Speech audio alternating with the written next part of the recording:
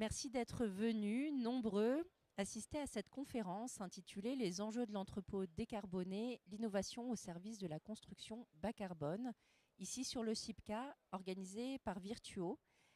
La présence de Virtuo sur ce salon, elle est particulièrement symbolique pour l'entreprise. Face à l'urgence climatique, l'industrie de la construction doit repenser ses pratiques pour réduire son empreinte carbone. Les innovations et les nouvelles approches dans la conception des bâtiments jouent un rôle primordial dans cette transformation. C'est dans cet esprit que Virtuo déploie des stratégies alliant innovation et objectifs environnementaux, et ça dans son travail quotidien. Pour illustrer cette démarche, on a choisi de parler d'un projet significatif. Ce projet, c'est le V-Parc Chevrolière. Il est situé en Loire-Atlantique. C'est un projet à énergie positive, net zéro carbone, certifié BREEAM Excellent, et qui a été bâti au travers de l'engagement d'un expert de l'immobilier logistique, d'un locataire très engagé et de partenaires également très engagés. Alors, pour évoquer tout ça ensemble, à plusieurs voix, nous avons la joie d'accueillir Erwan Arnaudot, qui est à ma droite, qui est directeur général de Thébo Logistique, Aurélien Blond, à ma gauche, qui est chargé de mission services environnementaux pour Néo-Silva, Yoann Beaublin, que vous allez découvrir en vidéo, qui est maire de la Chevrolière et président de la communauté de communes de Grandlieu, où s'est implanté le bâtiment, Grégory Bloin, qui est le président fondateur de Virtuo, et Mélanie Cahin, qui est directrice des projets, de l'innovation et du développement durable pour Virtuo. Alors pour démarrer, on va interroger tout naturellement Grégory Bloin, qui est à l'initiative de ce projet. Est-ce qu'en préambule, vous pouvez nous présenter dans les grandes lignes le V-Parc Chevrolière, la Chevrolière? Oui, bonjour à tous. Donc la naissance de ce projet, ce V-Parc de la Chevrolière, naît déjà du besoin d'un client. Donc ce projet, on l'a développé pour répondre aux besoins d'un premier client, et ensuite est venu se greffer le besoin d'un second client. Et la façon de le réaliser, en revanche, trouve ses racines dans l'engagement de Virtuo, notamment le fait qu'on est devenu une société à mission l'année dernière et que nous avons inscrit nos engagements pour l'environnement dans nos statuts, et notamment un engagement très fort pour la décarbonation de nos actifs, et pour s'inscrire dans les engagements et les accords de Paris. Donc on a décidé d'appliquer cet engagement à ce projet. Donc d'abord, le besoin d'un premier client, c'était la société Ziegler, qui avait besoin de surface logistique pour servir un industriel qui était présent sur la zone de la Chevrolière. Ensuite, ce projet s'est inscrit dans une demande très forte, et vous allez le voir après, du maire de la Chevrolière, qui voulait absolument, à l'origine ne souhaitait pas forcément des projets logistiques sur ce parc. Donc il avait des attentes très fortes sur ce projet. Donc on a appliqué cela à ce projet. Donc ce projet aujourd'hui qui a été livré en 2023, c'est un projet qui fait à peu près 30 000 m². Il y a 18 000 m² pour la société Ziegler, 12 000 m² pour la société Thébo. Deux sociétés, et Erwan Arnaudot va développer un peu plus pourquoi il s'est installé sur ce projet, mais deux sociétés qui desservent des industriels qui sont présents sur la zone. Et donc, c'est la logistique au service de l'industrie. Et c'est pour nous une démonstration de comment est-ce qu'on peut faire de l'immobilier logistique différemment, et en essayant de décarboner cet immobilier logistique. Et c'est notre effort pour tendre vers la neutralité carbone. Merci Grégory pour cette introduction. Alors tous ici sur cette scène, vous représentez différentes parties prenantes de ce projet qui a été très collaboratif. Pour autant, vous n'aviez pas forcément les mêmes enjeux vis-à-vis du V-Parc Chevrolière. Je vais commencer par vous, Erwan. Vous êtes le locataire, donc Thébo Logistique, pas vous personnellement, mais Thébo Logistique est locataire du V-Parc Chevrolière. En quoi est-ce que ce projet répondait-il à vos besoins, vos attentes, et quelles étaient-elles évidemment? Ok, bonjour à tous. Donc Erwan Arnaudot, directeur général du groupe. Effectivement, le projet nous a intéressés dès qu'on a eu connaissance de l'installation de ce V-Parc sur la Chevrolière, parce qu'aujourd'hui, beaucoup de nos clients logistiques annoncent dans leurs appels d'offres qu'il faut qu'on soit sur une réduction des GES, donc des gaz à effet de serre, et comment nous, on peut les accompagner au quotidien dans cette réduction qui rentre dans un schéma global de leur communication et de leur activité. Donc nous, on s'est très rapidement intéressé à ce projet, et effectivement, comme vient de le dire M. Grégory Blouin, on a eu dans un premier temps quelques réticences de la part de la mairie et de la Comcom, mais qui s'est très vite, on va dire, accompagné d'une vraie démarche qu'on avait, nous, et qui comprenait les enjeux, qui s'est vite retourné vers nous en nous disant qu'effectivement, notre projet les intéressait. Alors pourquoi notre projet les intéressait? C'est que la logistique est très consommatrice de véhicules poids lourds. À partir du moment où un industriel délocalise sa logistique, ça veut dire qu'on met des camions sur la route. Et ça, c'est vraiment enfin, ça donne beaucoup d'émissions de CO2, puisque en fait, c'est pas de la valeur ajoutée qu'on importe au produit, c'est uniquement du stock déporté.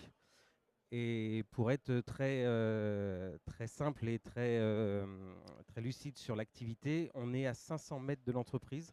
Donc pour nous, il y avait un vrai enjeu. On a réduit de 3640 tonnes les gaz à effet de serre exclusivement sur les navettes. Donc pour nous, ça a un vrai sens de s'installer au plus près.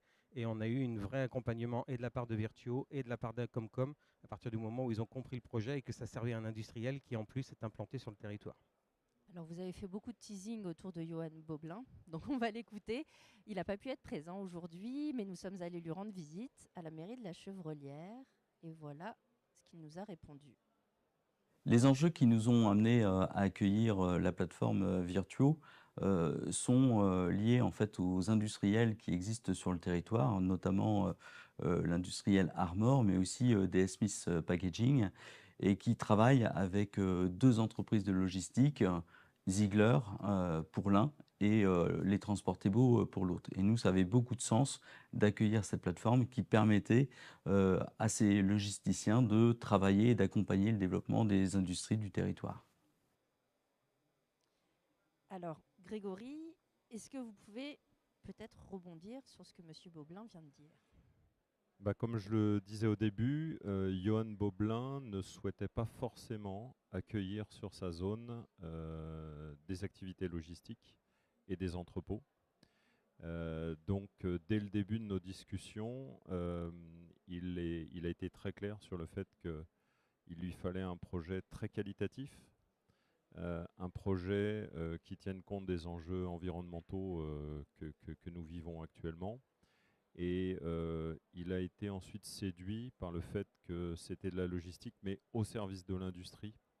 Et donc il a compris, je pense, dans nos démarches, dans la démarche de Transportebo, que en fait, installer de la logistique là avait beaucoup de sens parce que ça permettait de réduire l'empreinte carbone des industriels qui étaient déjà présents sur le site.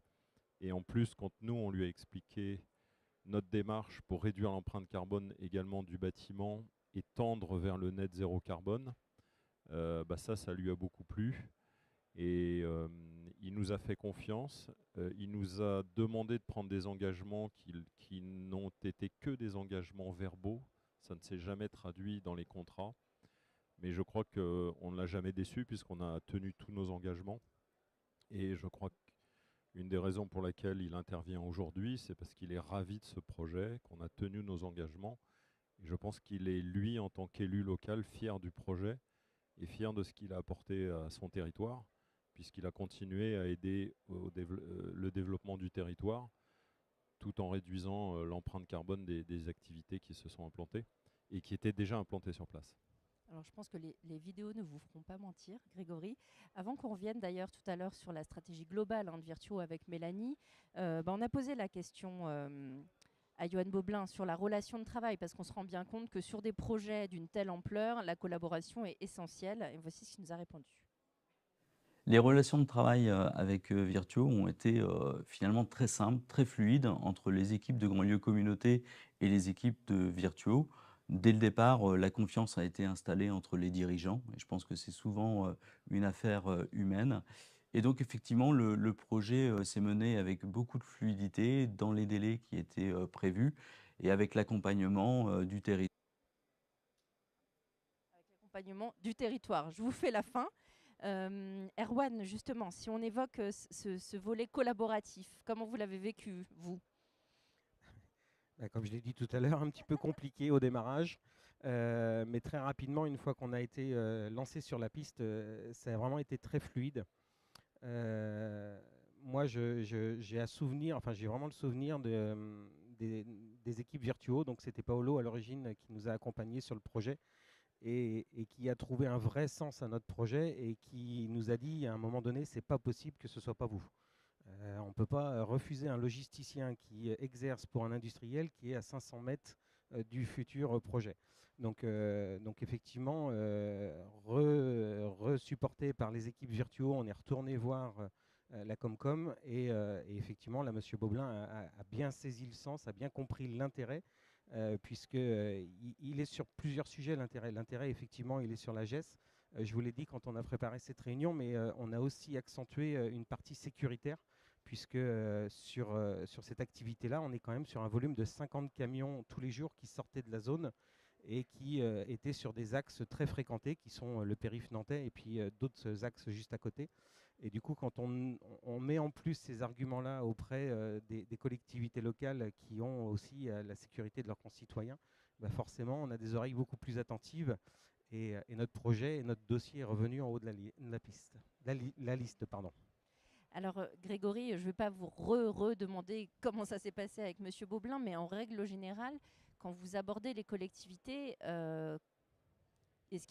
quels sont les freins un peu à lever? Comment est-ce qu'on instaure une relation de confiance comme ça avec ces différentes parties prenantes? Alors, habituellement, on décide, nous, des locataires qu'on installe dans nos bâtiments. Et on n'aime pas trop que la collectivité ait son mot à dire. Il faut être très, très, très clair là-dessus. Là, le deal avec Johan Boblin à l'origine, c'était la collectivité a son mot à dire sur le choix des entreprises qui s'implantent. Donc pour nous, c'est quand même un risque, parce que le risque, c'est qu'ils refusent toutes les entreprises qui se présentent. Et nous, si on construit une plateforme, c'est pas pour qu'elle reste vide, c'est pour qu'elle soit occupée. Mais c'était le deal et c'est là où la relation de confiance a démarré, c'est qu'on s'est tapé dans la main et on a dit bah ok, vous aurez votre mot à dire sur le locataire qui va s'installer.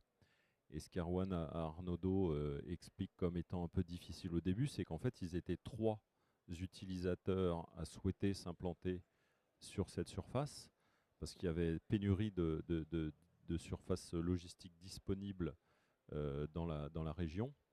Et c'est vraiment le projet qui a séduit l'élu et qui a été choisi. Ce qui a fait la différence, Erwan, c'est vraiment le volet sécuritaire et environnemental? C'est pas ce qui a fait la différence, mais c'est un argument supplémentaire. Alors, je pense que le premier argument, c'est aussi de répondre favorablement à une entreprise qui est implantée sur la zone depuis de très nombreuses années. Nous, ça fait 14 ans qu'on travaille avec eux. Et voilà, c'est un ensemble de choses. Et puis, alors, petite parenthèse, mais je suis originaire de la Chevrolière. Donc, il y a un moment, je lui ai dit que c'était aussi un peu mes terres. Donc, ça serait bien qu'il m'en laisse un petit bout et que je puisse continuer l'activité. Non, je ne pense pas qu'il y ait un facteur en particulier qui a joué. Alors, on s'est déplacé à plusieurs reprises, rencontrer M. Boblin et présenter plusieurs slides sur le bien fondé de ce projet. C'est vraiment un ensemble de choses qui ont permis que Thébault arrive en haut de la pile et que ce soit aujourd'hui, nous, l'heureux locataire. Moi, je voudrais ajouter une chose, c'est que donc, cette opération, c'est une opération net zéro carbone. Là, de la même façon, on avait indiqué à Johan Boblin que c'était notre objectif de tendre vers la neutralité carbone. Il n'y avait absolument aucun engagement écrit de le faire. Et je pense que ce qui lui plaît aussi beaucoup, c'est qu'à la fin, on est arrivé à cette opération net zéro carbone, alors qu'on aurait pu changer d'avis en cours de route. Alors justement, on va faire un très gros zoom sur le volet environnemental et on a aussi posé cette question à Monsieur Boblin. Voilà, le volet environnemental, l'engagement de Virtuo et la certification. Est-ce que ça a eu un impact sur sa décision d'accueillir le V-Parc? Pour nous, ça a été déterminant que Virtuo soit exemplaire en matière environnementale. Grandlieu Communauté est reconnu comme un territoire engagé pour la nature. De surcroît, on est sur un territoire sur lequel il y a plusieurs réserves naturelles régionales et nationales. Et pour autant, il était important que ce projet soit bas carbone, ce qu'il a été, avec des enjeux aussi de contribution à reboiser des espaces naturels. Et effectivement, le territoire en a bénéficié. C'était vraiment une attente du territoire et des élus de Grandlieu. Alors, on reviendra avec Aurélien sur ce volet reboisement. Avant cela, Erwan, est-ce que alors, vous avez, vanté les mérites auprès de la mairie, mais est-ce que pour vous aussi, ça pouvait être un avantage, ce volet environnemental? Est-ce que ça vous sert aussi?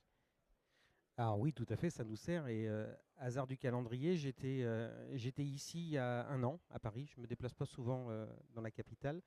Mais il y a un an, je suis venu ici pour recevoir de la part, à l'époque, c'était Monsieur Clément Beaune, le ministère de la Transition écologique et des Transports. Et donc, on est venu ici pour récupérer le label OR des entreprises de transport et logistique responsables. Donc forcément, ça a joué un rôle d'avoir ce bâtiment de V-Parc.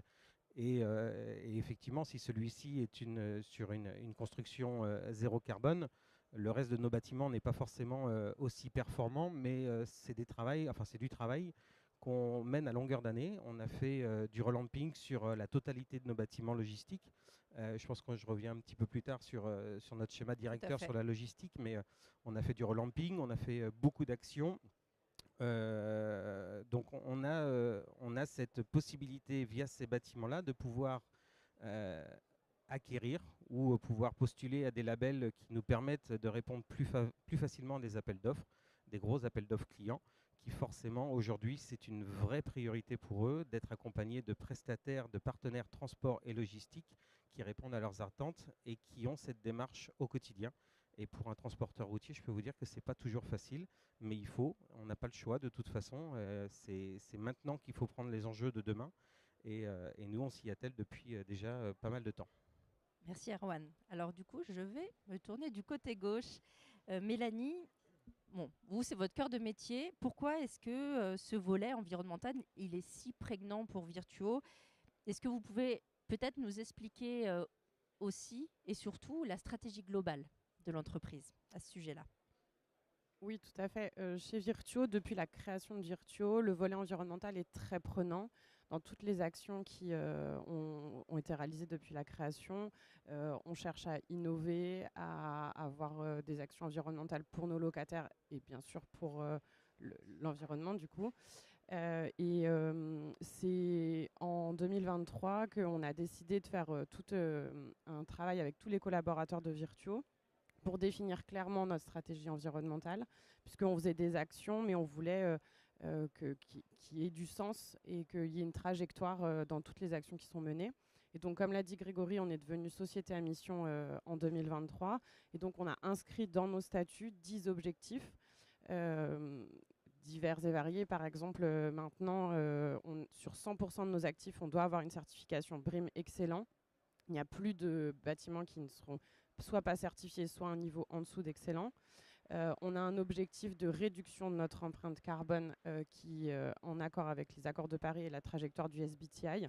Et donc tous nos bâtiments, c'est inscrit dans nos budgets, dans la stratégie. Dès qu'on a une opération, notre priorité, c'est la réduction de notre empreinte carbone. On reviendra ensuite sur quelles actions on a faites sur le bâtiment pour réduire cette empreinte carbone. On a aussi tout un volet sur la restauration des puits de carbone, puisque ça fait aussi partie des accords de Paris. Avec financement, aujourd'hui, on a financé des projets de reboisement uniquement, mais sur plusieurs opérations et toujours en France et toujours avec le label bas carbone. Ça fait partie de nos objectifs. Aujourd'hui, on ne finance que ces projets-là. Aurélien vous présentera le projet de reboisement sur le projet de la Chevrolière. Donc effectivement, c'est toute une stratégie qui est en place chez Virtuo et qui s'est retrouvée sur le projet de Chevrolière. Alors, merci pour ce joli passage de flambeau. Alors du coup, Aurélien, Est-ce que vous pouvez nous raconter, vous aussi, la collaboration que vous avez menée avec Virtuo et puis peut-être en préambule surtout, nous expliquer ce que vous faites, comment vous le faites. Oui, On y donc va. Aurélien Blonde du coup de la société NeoSilva. Donc en effet, peut-être avant de rentrer dans le vif du sujet et de notre partenariat avec Virtuo, il me semblait intéressant de refaire juste un petit focus sur l'état de la forêt française aujourd'hui. Donc la forêt française, ce qu'il faut savoir déjà, c'est que la France est un grand pays forestier depuis plusieurs siècles déjà. La forêt française, c'est la 3e forêt d'Europe, c'est la première forêt de feuillus d'Europe. On l'exploite et on utilise les services écosystémiques qu'elle produit pour la société depuis des siècles. Et c'est une forêt qui est en expansion depuis 150 ans. Donc tout ce contexte-là pourrait laisser entendre que la forêt se porte bien, mais en fait on est face à une situation qui est un peu plus compliquée que cela. Et il y a notamment 3 constats assez importants qui sont spécifiques à la forêt française, notamment, qui ont fait l'objet de la mission que s'est donnée NeoSilva lors de sa création. Le premier constat, c'est que le premier constat, c'est qu'il y a aujourd'hui la forêt française, elle est donc c'est un tiers du territoire français, c'est 17 millions d'hectares. Elle est en majeure partie détenue par par des propriétaires forestiers. 3 millions de propriétaires forestiers, donc un Français sur 20 détient un morceau de forêt quelque part sur le territoire. Et la majeure partie de ces propriétaires forestiers ont une toute petite portion de forêt. En moyenne, 50% des propriétaires ont moins de 50 hectares. Ce constat, donc c'est beaucoup de chiffres, mais ce qu'il faut retenir, c'est que ça génère un énorme morcellement de la forêt française qui rend hyper difficile sa gestion sur le long terme. Le fait d'avoir des toutes petites surfaces forestières fait qu'il y a un manque d'économie d'échelle dans l'économie forestière qui rend assez difficile des opérations long terme. Et le fait qu'elles soient confiées entre les mains de petits propriétaires fait que ce sont des sujets qu'ils ne maîtrisent pas et ils ont du mal du coup à engager des actions sur le long terme pour faire en sorte que ces forêts continuent de générer les services dont la société a besoin. Le deuxième constat, c'est que... Pardon. Oui, c'est bon, c'est parfait. Non, c'est bien. C'était bon. Ouais. Le deuxième constat, c'est qu'aujourd'hui, vous le savez tous, là, on subit déjà de plein fouet le changement climatique. En France, on constate qu'il y a une augmentation de 1,7 degré en moyenne du climat depuis 1900. Et ça, c'est pas sans impact du tout sur la forêt, en fait. Ça marche toujours? Oui. Oui, on vous entend. Il y a une énorme hausse de la mortalité qui est constatée depuis... Non, on m'entend plus. Non, on vous entend plus? 1, 2, 1, 2. Alors. Micro. Ah, et prenez le mien. Je disais, du coup, il y a une énorme hausse de la mortalité des forêts françaises depuis maintenant quelques décennies. On voit pas très bien sur les graphiques, mais c'est un graphique qui présente la mortalité, enfin la défoliation, donc c'est la perte des feuilles des arbres qui est vraiment un symptôme du dépérissement des forêts françaises. Et l'autre schéma qu'on voit en dessous, les cartes, c'est des cartes qui représentent ce qu'on appelle les aires de distribution. Donc ce sont les zones dans lesquelles, là en l'occurrence, c'est du être commun. À gauche, vous voyez on m'entend plus encore, non? On a un problème de son. Alors, oui. Ah, et moi je vous entends. Alors je vous redonne un autre micro, Aurélien. Allons-y. Bref, donc tout ça pour dire que les arbres qui sont aujourd'hui présents dans nos forêts s'avèrent de moins en moins être la bonne essence au bon endroit à cause de ce changement climatique.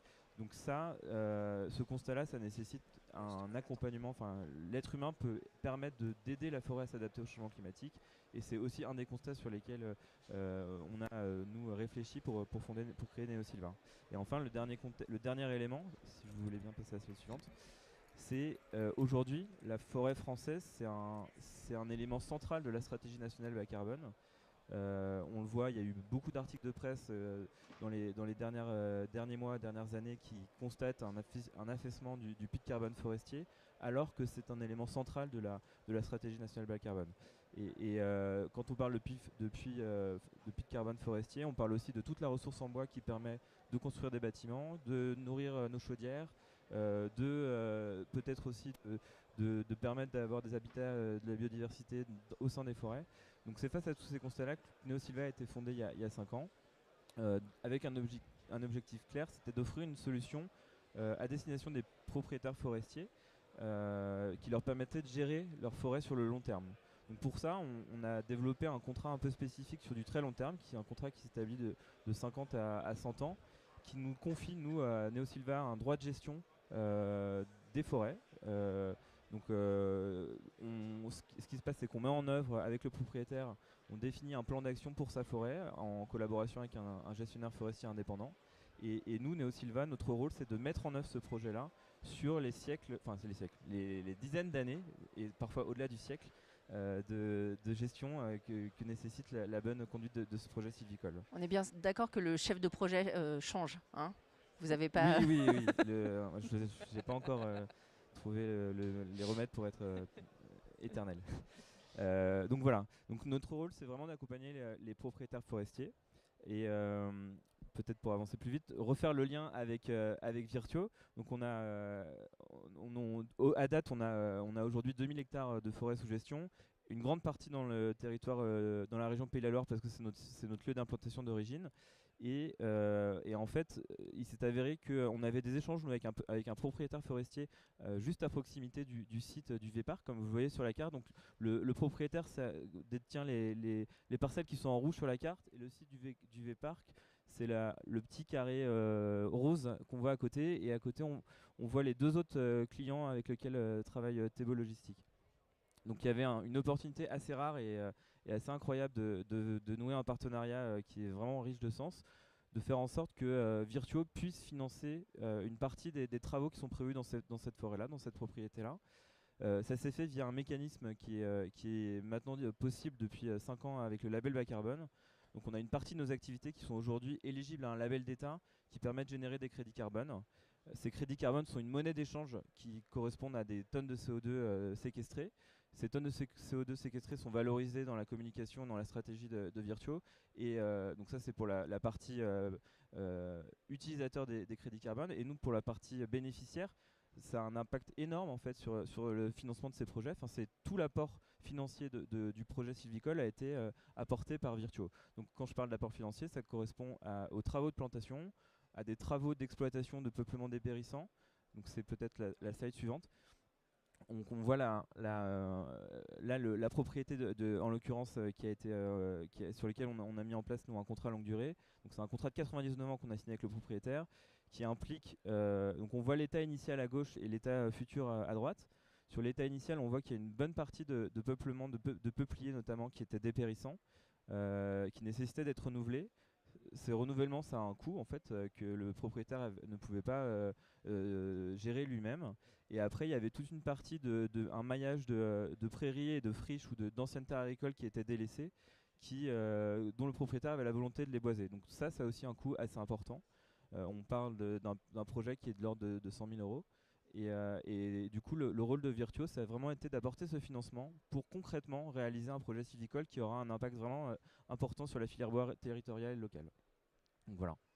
Et juste une petite photo, on voit peut-être pas très bien, mais à gauche, on voit une partie des peupliers dépérissants. Donc c'est les tiges qui sont en fond et qui n'ont plus aucune feuille. Et à droite, c'est le type d'ancienne terre agricole qui aujourd'hui était utilisée accessoirement de temps en temps pour faire du foin, mais qui a potentiellement une plus forte valeur à apporter au territoire avec l'implantation d'un boisement. Alors, Mélanie, on fait le lien. Est-ce que vous pouvez revenir plus en détail sur les choix techniques et les innovations qui ont été mises en place sur ce projet? Oui, alors donc juste pour resituer, le bâtiment logistique, c'est quand même une typologie d'actifs assez particulière, notamment sur la réduction de l'impact carbone, parce qu'on a un très fort impact de la réglementation ICPE. Donc c'est la réglementation liée au stockage de produits. Donc forcément, on a toute une réglementation sur l'incendie pour pouvoir permettre l'intervention des pompiers, etc. Donc tout ça est assez contraignant sur l'aspect carbone. Donc on ne peut pas, par exemple, faire des murs totalement en bois ou un isolant biosourcé sur l'ensemble de l'actif, puisque aujourd'hui, il n'y a pas de produits qui répondent à la réglementation ICPE. Donc il y a quand même un certain nombre d'innovations qu'on peut mettre en place et qu'on essaye au fur et à mesure, on augmente notre panel d'innovation sur nos actifs. Donc ce bâtiment, qui est quand même un bâtiment qui fait 14 mètres à l'acrotère, 11 mètres 50 sous poutre environ, a toute une charpente bois dans les cellules, mix bois-béton. Mais surtout, dans les bureaux, on est sur... habituellement, c'est des bureaux avec une charpente métallique qu'on réalise. Et là, on est sur une charpente bois avec des murs à ossature bois sur l'extérieur. Donc, habituellement, on est sur du métal. Donc déjà, on améliore grandement le bilan carbone. Et sur la cellule, d'habitude, on est totalement en béton. Et donc là, on est passé sur un mix béton-bois. On a utilisé du ciment, enfin du béton CEM3 sur les fondations et sur le dallage. Pareil, on a des contraintes réglementaires qui font qu'on ne peut pas passer sur du ciment totalement bas carbone sur le dallage. On a des aires extérieures qui sont totalement bas carbone, de l'isolant biosourcé dans toutes les parties administratives, avec des matériaux vertueux pour tout le second œuvre. On a du photovoltaïque comme vous le voyez sur la toiture, sur l'ensemble de la toiture, ça fait à peu près une puissance de 2,4 MW. Voilà. C'est déjà pas mal. C'est déjà beaucoup. Tout à fait. Alors Erwan, vous avez tout au long de vos interventions posé là tous les bénéfices qui ont été mis en œuvre. On avait quand même préparé une petite synthèse. Hein ? Alors, en préambule, est-ce que vous pouvez quand même nous expliquer ce que signifie le développement durable, comment ça se matérialise chez Thébo Logistique, et on reviendra sur tous les bénéfices, toutes les actions ensuite. Ce que ça signifie, on en a quand même déjà pas mal parlé, mais ce qui est important, c'est d'aider nos clients. Je vais me répéter encore une fois, mais ça, c'est vraiment notre but. Et puis, bien évidemment, de mener un vrai combat par rapport à ce qui est la GES et de trouver les alternatives qui nous permettent d'avancer. Donc, on va venir. Donc là, est-ce que vous pouvez nous expliquer ce label en détail ?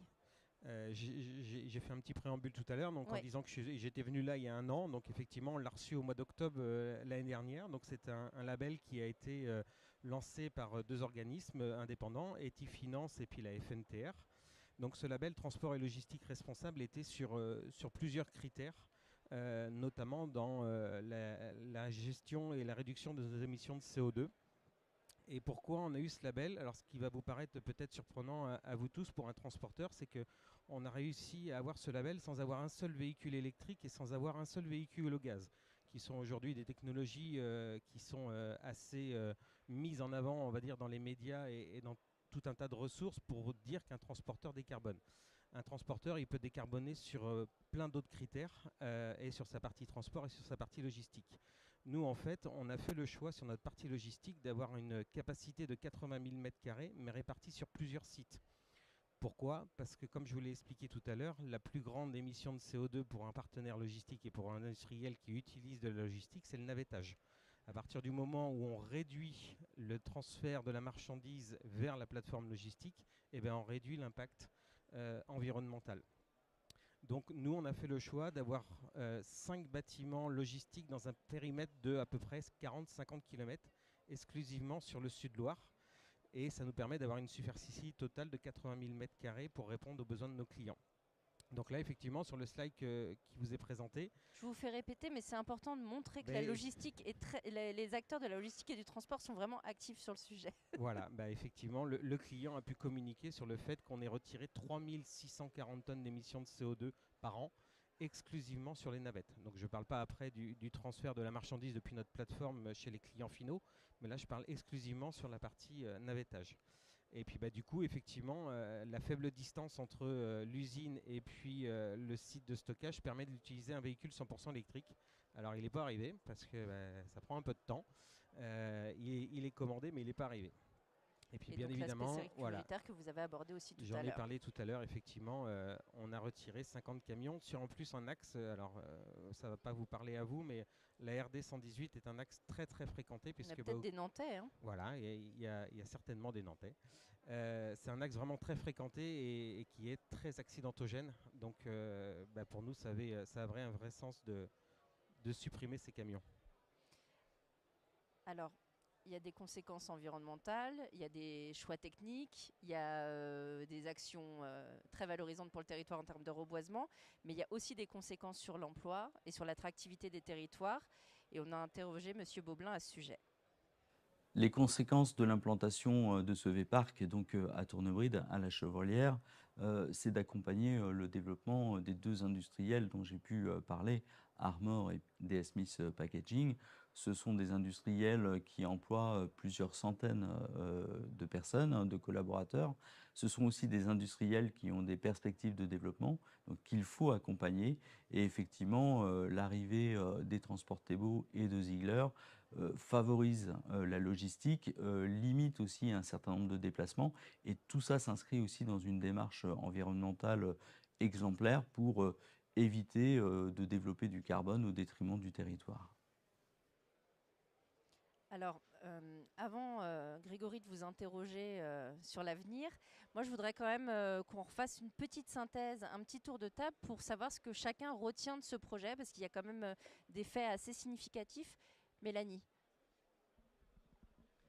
Alors, je pense que tout le monde va dire un peu la même chose, donc je suis contente de passer en première. Ce qu'on retient surtout, c'est cette action collective de tous les acteurs du projet. On a un projet qui est vraiment géographiquement proche, qui a du sens pour le territoire, pour la construction. Il y a eu des entreprises locales qui ont participé à la construction du bâtiment aussi, on n'en a pas parlé, mais ça c'est un point, c'est un choix que fait Virtuo aussi dans le cadre de cette stratégie. Donc tous les acteurs et tout était bien mis en œuvre pour que ce projet rentre dans la stratégie de tous les acteurs du projet. Moi, de mon côté, je voudrais juste réinsister sur l'engagement qu'a pris Virtuo, qui est quand même assez rare, je pense. En fait, c'est un engagement purement volontaire. Il n'y a aucune contrainte réglementaire à financer des projets de séquestration carbone. C'est quelque chose qui est, je le répète, qui est assez rare, je pense, encore aujourd'hui, de financer des travaux forestiers et du coup de la séquestration sur le long terme. Et du coup, c'est vraiment cet élément-là sur lequel je voulais appuyer pour conclure, c'est que c'est quelque chose qui était volontaire et qui aujourd'hui aura un impact significatif sur le territoire sur le long terme, avec de la création d'emplois dans la filière forêt-bois et de la séquestration carbone, qui est quelque chose qui nous tient tous à cœur, je pense, aujourd'hui à l'heure du changement climatique. Du coup, moi, ce que je vais retenir, je vais reprendre un petit peu les propos de Monsieur Beaublin tout à l'heure, mais c'est vrai que c'est aussi une aventure humaine, même si, comme disait Grégory tout à l'heure, on n'aime pas trop quand la Comcom ou les mairies mettent un petit peu le nez dans nos affaires, et que même si pour nous, au démarrage, ça a été un petit peu compliqué, a fortiori maintenant, avec le recul, je trouve intéressant qu'on ait tous réussi à se mettre autour de la table et à tous pouvoir discuter et trouver le bon sens de ce projet et avoir une vraie discussion. Parce que souvent, on a les entreprises d'un côté, les entrepreneurs de l'autre, et puis un petit peu les pouvoirs publics qui, eux, font leurs règles et sans avoir de table ronde autour de ça. Donc moi, ce que je retiens, c'est une vraie aventure humaine autour de ce projet-là, qui est un magnifique projet. Et puis de tous s'être mis autour de la table et d'être d'un élan commun, et que le seul et unique but de tout ça, c'est de réduire nos gaz à effet de serre, qu'ils soient transporteurs, qu'ils soient constructeurs, promoteurs, qu'ils soient la Comcom. Ben moi, je trouve qu'il y avait une vraie enfin, il y a une vraie... il y a du sens. Il y a du sens, et il y avait une vraie mission accomplie là-dessus. Alors, Grégory, c'est pas à vous tout de suite. On a interrogé aussi Monsieur Beaublin sur ce qu'il a retenu de ce projet. Ce que je retiens de ce projet, c'est la confiance et la transparence dans les échanges humains entre Virtuo et Grandlieu Communauté.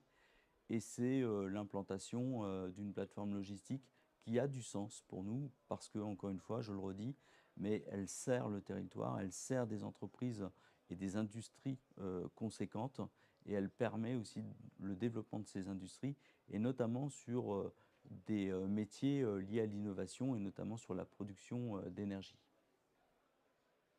Alors, je pense que vous êtes tous à peu près d'accord. On va, avant de passer aux questions-réponses, faire aussi un peu de prospective. Grégory, vous avez donc ce statut d'entreprise à mission. Vous êtes très impliqué dans le net zéro carbone. La stratégie de Virtuo, on l'a entendu avec Mélanie, mais pour les années à venir, qu'est-ce qui va se passer ? Nous, on veut continuer dans cette démarche. On veut aller encore plus loin. Alors, ce projet, en fait, c'est un peu un test. On a déjà réalisé une première opération net zéro carbone en région parisienne. C'est notre deuxième opération net zéro carbone. Donc on apprend aussi. On se confronte à des difficultés parce que c'est pas facile. Ça a un coût. Mais on arrive à démontrer sur ce projet que malgré tout, on y arrive. Donc notre enjeu, c'est de continuer, de tendre vers la neutralité carbone. Après, il va falloir lever certaines difficultés. Parce qu'aujourd'hui, on est quand même, si j'enlève la partie restauration, séquestration carbone, on est quand même loin du compte. C'est pas facile. Mais avec toutes les parties prenantes qui vont toutes dans le même sens, on arrive à faire avancer les choses. Et on va continuer à aller plus loin et essayer de continuer à éviter, réduire avant de travailler sur la partie séquestration. Merci Grégory. Alors moi j'ai encore quelques questions dans ma besace, mais il nous reste 19 minutes, donc j'ai envie de vous donner la parole. Est-ce que certaines personnes ici présentes ont des questions à adresser? Eh bien on a des questions. Alors je vais vous donner mon micro, on va vous en apporter un. Génial. Je vous laisse vous présenter avant de formuler votre question. Merci. Eric Kuferman, Société ICF Antea. Vous pouvez rapprocher peut-être un tout petit peu. Eric Kuferman, Société ICF Antea. On travaille ensemble. La question, ça concerne le chaud et le froid. Ça n'a pas été adressé lors de la présentation. Pour la partie entrepôt ainsi que la partie bureau. Oui. Peut-être que Mélanie, tu répondras mieux que moi. Sur le traitement du chauffage et de la climatisation, donc sur la partie entrepôt, on a mis en place alors des systèmes de clim VRV, mais avec un fluide frigorigène qui est moins impactant et du coup aussi une solution où il y a moins de fluide frigorigène que dans les cassettes de clim classiques dans des bureaux. Et il n'y a pas de froid sur l'entrepôt. En fait, c'est pas un entrepôt qui est à température dirigée. J'ai vu qu'il y avait une autre question juste derrière. Merci. Merci beaucoup. Ahmed Elouari, chef de projet ISR au sein de AW. Bonjour à tous. Je me permettais juste de poser une question, enfin, si je peux me permettre même deux. Sur la partie PV, vous avez une surface importante qui est recouverte. Je voulais savoir, est-ce que vous avez une partie qui est quand même dédiée à l'autoconsommation, notamment avec les échanges locataires? Je pense que c'est peut-être une fraction revente, une fraction autoconsommée. Et si je peux me permettre une seconde question, c'était par rapport au label bas carbone. À combien vous estimez la fraction que vous avez compensée sur l'opération suite aux réductions de 20% de carbone intrinsèque, ce que vous avez pu économiser par rapport au PV et finalement quel était le reliquat, l'ordre de grandeur que vous avez pu compenser sur l'opération au global? Donc déjà sur la partie PV, donc là on est sur de la production, sur la totalité du site qui est réinjecté au réseau. De la même façon, c'était plutôt de la période de test. Donc cette opération, on l'a lancée en revente à 100%, sachant que maintenant, il a été décidé, acté chez Virtuo, que systématiquement tous nos nouveaux projets, il y a une partie en autoconsommation et une partie en revente. Alors il faut savoir que le photovoltaïque, sur le papier, c'est bien parce qu'on produit de l'énergie renouvelable. En revanche, pour notre bilan carbone, en fonction de la provenance des panneaux, malheureusement, ça aggrave notre bilan carbone. Donc c'est toute la difficulté du travail de trouver le bon équilibre. Parce qu'en étant vertueux sur la partie énergie renouvelable, finalement, on l'est moins sur la partie carbone. Mais donc ça, on l'a intégré dans notre bilan. Et pour répondre à la deuxième question, donc on a réussi à réduire de 20% l'empreinte carbone du bâtiment. Et donc les 80% restants qui étaient notre talon incompressible, c'est ça qui a fait l'objet d'une restauration. Et donc nous, au niveau de la restauration, notre choix, et là on parle de label bas carbone, notre choix c'est de ne faire de la restauration qu'en France, de ne pas financer de projets à l'étranger, ce qui nous aurait coûté beaucoup moins cher, je pense 10 fois moins cher, mais avec la difficulté du suivi et finalement de l'effet réel puisqu'il faut 30 ans pour qu'on arrive à séquestrer le CO2 que nous avons produit en construisant le projet. Et donc on a fait le choix et on a investi dans ce choix sur des projets français. Et la beauté de ce projet, c'est qu'en plus on a réussi à planter sur le territoire où on générait cet impact carbone, donc pas la totalité, mais ce qu'on a pu, on l'a fait sur le territoire. Donc moi je trouvais ça très bien d'arriver à restaurer et à stocker une partie du carbone là où on le produit, là où on le génère. Voilà. Je ne sais pas si ça répond à la question. Si, parfaitement. Si je peux me permettre, juste une question pour finalement pour Tobo. Est-ce que les sujets d'autoconsommation sont peut-être des sujets que vous intégrez dans votre réflexion ou c'était peut-être pas assez d'énergie de base à autoconsommer? C'est quoi votre réflexion à ce sujet? Alors, il faut savoir que la logistique, c'est beaucoup de mètres carrés utilisés pour finalement peu de personnel à l'intérieur et peu de consommation. Donc pour nous, il n'y a pas un intérêt direct sur cette partie-là, puisque on vous l'a expliqué tout à l'heure, donc nous on est sur une surface de 12 000 mètres carrés pour l'équivalent de 12 collaborateurs qui travaillent en 3-8. Donc il n'y a pas forcément de sujet sur cette partie-là pour nous. Merci.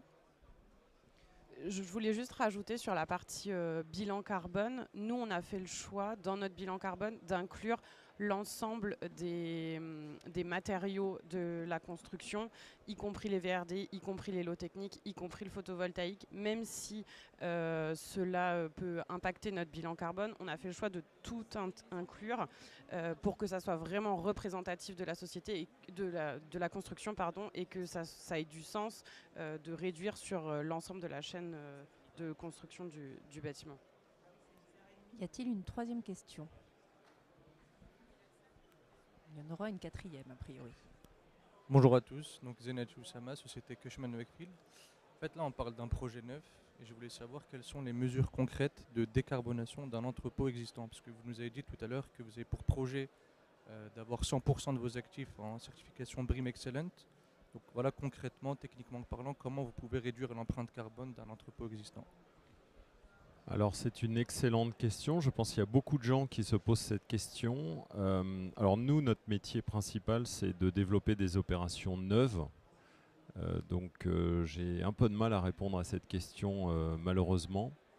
On a eu aussi une activité de conseil à côté de Virtuo. Il y a une société qui s'appelle Noveo qui travaille sur ces sujets-là. Alors le fait de réutiliser un bâtiment existant plutôt que de construire du neuf, et là je vais à l'encontre de ce que nous on fait, déjà c'est une partie de décarbonation puisqu'on va générer beaucoup moins d'impact CO2 en ne reconstruisant pas de zéro. Donc je pense que déjà le fait de travailler sur de l'actif neuf, de l'actif existant, pardon, c'est une réponse à la question. Et je pense qu'on peut travailler beaucoup sur les énergies et justement remplacer tout ce qui est consommation d'énergie fossile par des énergies renouvelables. Donc augmenter l'isolation des bâtiments, changer les modes de chauffage dans les bâtiments, etc. Je pense que une partie de la réponse, elle est là. Mais aujourd'hui, on a plus d'expérience sur du neuf. Et nous, notre chemin est beaucoup plus dur, je pense, et plus important sur le neuf que sur l'existant, même si c'est un enjeu pour tous les propriétaires de plateformes logistiques. Voilà. J'espère que j'ai à peu près répondu à la question. Il y avait, me semble-t-il, une quatrième question.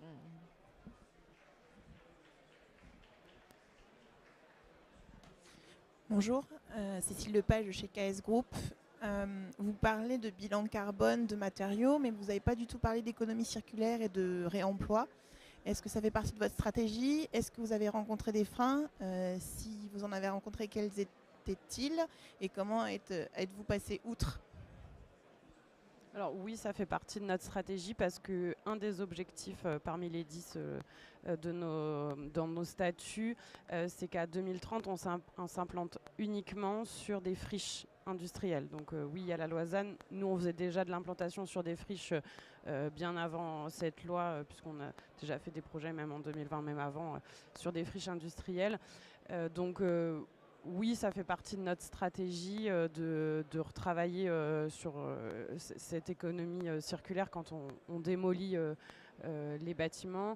Ça n'a pas été le cas sur ce projet. Par contre, on regarde pour, dans les bureaux, utiliser des matériaux de réemploi. On regarde aussi pour les clôtures des sites, de réutiliser de la clôture existante. Pour le moment, on a des sujets assurantiels et des sujets de durabilité, de garantie sur les produits. Et encore une fois, la réglementation ICPE nous bloque sur un grand nombre de produits qu'on pourrait réutiliser sur les bâtiments. Mais on est toujours à l'écoute du marché et de ce qui peut exister pour essayer de les tester sur nos prochains projets. Les solutions se structurent aujourd'hui et je pense que le temps va passer et on aura de plus en plus d'options à notre disposition. Mais sur une friche, on a réalisé une opération à Arles où on avait racheté 2 bâtiments existants, on a démoli, tout le béton a été concassé, réutilisé sur place. Justement, l'objectif était de réduire les évacuations du site et l'apport de nouveaux matériaux qui génèrent du CO2 rien que dans ces opérations. Est-ce qu'il y a d'autres questions? On a encore un peu de temps. Ben moi j'en ai. Il y a pas mal de facteurs exogènes quand même qui entrent en compte. Comment est-ce que vous pourriez faire pour aller encore plus loin? Qu'est-ce qui vous bloque à aller plus loin et comment vous pourriez dépasser ça? Alors déjà il y a le facteur financier. C'est que ça coûte, ça impacte notre budget, ça impacte la rentabilité de nos opérations. Donc ça a été dit un peu plus tôt, c'est une démarche volontaire de notre part, donc on prend sur le résultat de notre opération pour investir et améliorer la façon de faire ces opérations et donc de tendre vers la neutralité carbone. Donc ça c'est un frein. Il y a un frein qui est la disponibilité de produits bas carbone et notamment conformes à la réglementation qui s'applique aux entrepôts. Aujourd'hui, on a une réglementation qui est assez dure pour les entrepôts.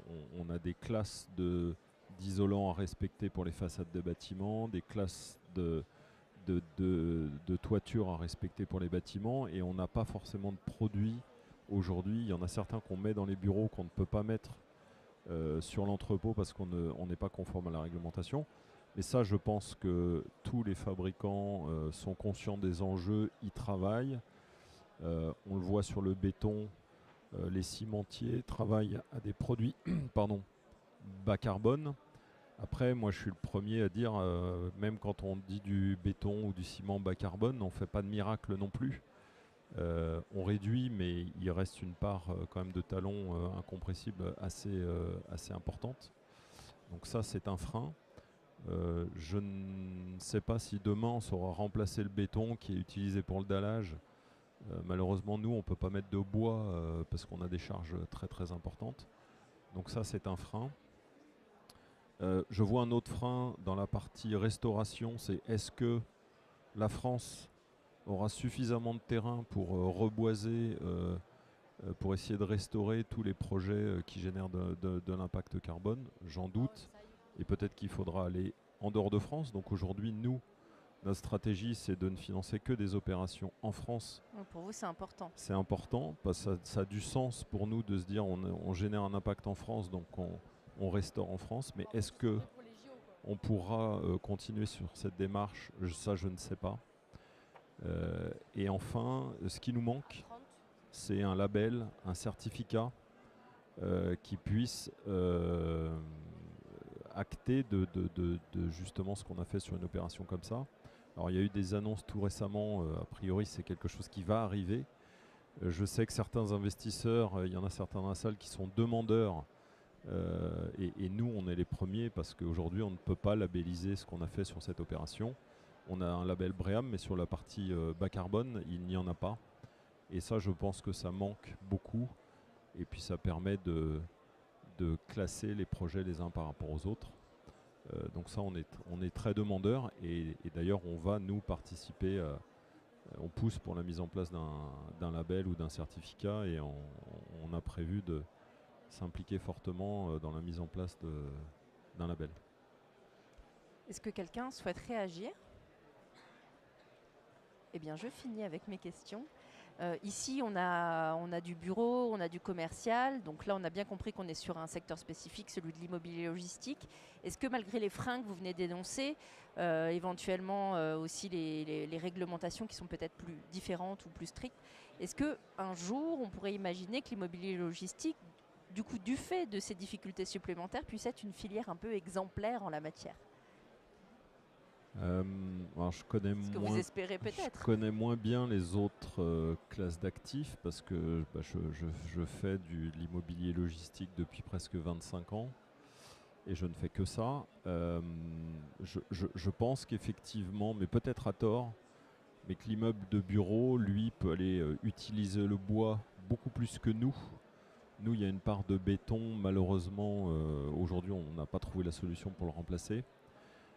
Donc nous, on a un impact carbone qui est très fort. Et donc la solution, ça serait de plus faire d'entrepôt du tout. Mais on se rend compte qu'il y a un besoin. Et qu'implanter une nouvelle plateforme proche des industriels, on voit que même si on génère une empreinte carbone, on en réduit une d'un autre côté. Et en revanche, ce que je sais, c'est que les propriétaires, les investisseurs, les promoteurs, aujourd'hui, sont tous très sensibilisés à la problématique de l'empreinte carbone et tout le monde souhaite qu'on avance vite, fort. Moi, ce que je ne sais pas, c'est le jour où on devra arriver à zéro, comment on fait. Aujourd'hui, on n'a pas la solution, mais on travaille et on apprend à réduire et à réduire de plus en plus. Erwan? Si je peux juste compléter, Bien sûr. Pour répondre à votre question, je pense qu'on deviendra dans l'excellence parce que tout bêtement, on est un prestataire de service. Un logisticien est un prestataire de service pour qui il doit répondre à des directives et des prérogatives de ses clients. Et ces prérogatives-là et ces directives vont être de plus en plus fortes puisqu'on est dans le scope 3 de chacun de nos industriels. Et du coup, je pense qu'on va de plus en plus tendre vers, alors peut-être pas de l'excellence, mais on va améliorer nos bâtiments et la qualité de nos prestations à l'intérieur. Et pour répondre un petit peu aussi à votre question tout à l'heure sur comment on va faire pour un petit peu réduire l'empreinte des bâtiments existants, je pense que la réglementation va s'en occuper toute seule, puisque aujourd'hui, dans tous les appels d'offres de nos clients, nos bâtiments doivent être ICPE 1510 ou 2263 ou 2363, ça dépend. Et beaucoup du parc existant ne répond pas à cette ICPE et cette réglementation. Donc de toute façon, pour ne pas laisser des bâtiments vides, on sera obligé de faire des travaux, on sera obligé de faire de la rénovation. Nous, on l'a fait sur notre bâtiment de Vielving, donc on a fait du relamping, on a entièrement démonté le toit pour pouvoir répondre favorablement à la réglementation. On a remis du sprinklage. Donc on était sur un bâtiment existant qui avait une autre utilité avant, qu'on a repris et qu'on a amélioré et qu'on a rentré dans une nouvelle ère. Merci Erwan. Il me reste tout juste le temps. Grégory, vous voulez rajouter quelque chose? Non? Non. Il me reste tout juste le temps donc de vous remercier, vous qui nous avez écoutés, et puis surtout nos conférenciers, je pense qu'on peut les applaudir. Merci à tous.